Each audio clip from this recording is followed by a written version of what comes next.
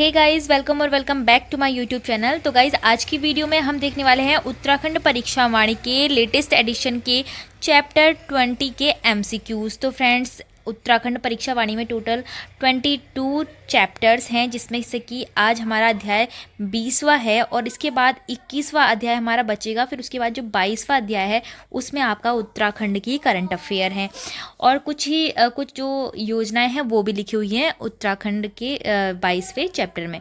ठीक है, तो 20 और 21 हमारा रह चुका है, तो उसको भी हम कंप्लीट कर देते हैं। तो हमारा चैप्टर 20 जो है उसका नाम है उत्तराखंड विज्ञान प्रौद्योगिकी पर्यावरण व प्राचीन मापतौल प्रणालियाँ। तो इस चैप्टर में आपके टोटल 15 एमसीक्यूज़ हैं, तो छोटा सा चैप्टर है और थोड़े ही मिनट में हमारा ये समाप्त हो जाएगा। तो पहला प्रश्न हमें दे रखा है कि यूके जैव प्रौद्योगिकी परिषद कहाँ स्थित है। तो फ्रेंड्स, इसका जो राइट आंसर होगा वो होगा हल्दी। हल्दी कहाँ है? हल्दी पंतनगर के अंदर आता है, यानी कि ऊधम सिंह नगर जिले के अंदर ये आता है। फिर उसके बाद सेकंड क्वेश्चन है, 1 किग्रा में कितनी मुट्ठी होती हैं। तो आप यहाँ पर जूम करके देख लीजिए, ये ऑप्शन जो है इसमें 1 किग्रा में कितनी मुट्ठी होती हैं पूछा गया है, तो 16 मुट्ठी टोटल होती हैं।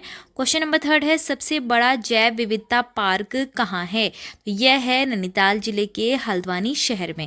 क्वेश्चन नंबर 4 है, आईटी की नवीनतम तकनीकों को एक ही स्थान पर उपलब्ध कराने के लिए हर्मिटेज भवन की स्थापना कहाँ की गई है। तो फ्रेंड्स, यह स्थापना नैनीताल जिले में की गई है।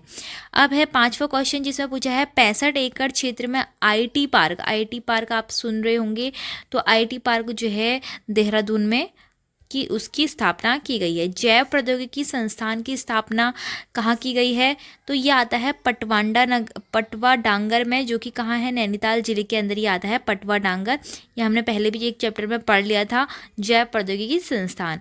राज्य में ई डिस्ट्रिक्ट योजना कब शुरू की गई। तो ई डिस्ट्रिक्ट यानी कि सभी जो डिस्ट्रिक्ट हैं उनको डिजिटल बनाने के लिए 2009 से इसकी शुरुआत करी गई। क्वेश्चन नंबर 8 है, गंगा को केंद्र द्वारा राष्ट्रीय नदी घोषित कब किया गया। तो हमारी जो राष्ट्रीय नदी है वो गंगा नदी है और इसको आपका 2008 में, जिसका कि मंथ था नवंबर, तो नवंबर 2008 में इसको राष्ट्रीय नदी घोषित किया गया। 9वां क्वेश्चन है, निम्न में से किसका संबंध सुदूर संवेदन से है। सुदूर संवेदन से किसका संबंध है? यूसेक का संबंध है।